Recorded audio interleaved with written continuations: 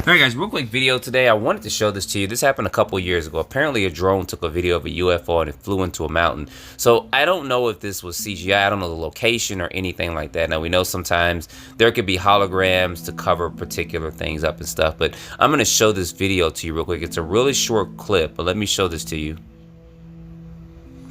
And here it is here. Then it just kind of flies and disappears into the mountain. Now, I don't know the location of this. I don't even know what kind of drone it was used to shoot this footage. But it was just a little bit suspect. That's why I'm kind of reaching out to you guys to see if you heard anything about this. I couldn't find too much information on this particular video. But it seems like when I zoom in, you'll see it here. As the craft is approaching towards the mountain, you guys see this here. It seems to somewhat just disappear. Now, if the mountain was a hologram, I don't know. You guys are CGI specialists right there. It kind of stretches a little bit before it gets to the mountain, and then it just all of a sudden disappears.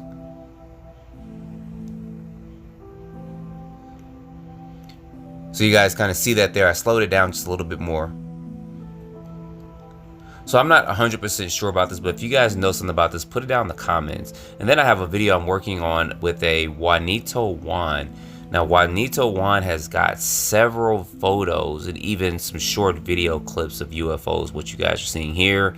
He's seen these balls or these spheres, I should say, in the sky, and then they all of a sudden separated, and then all of a sudden they shot off in the air. And then there's a couple other photos he has of a disc-shaped craft, which you're seeing right here, and then he's got a couple of photos of the craft taking off. I don't know why he didn't get a video clip of it, but he's got photos of it.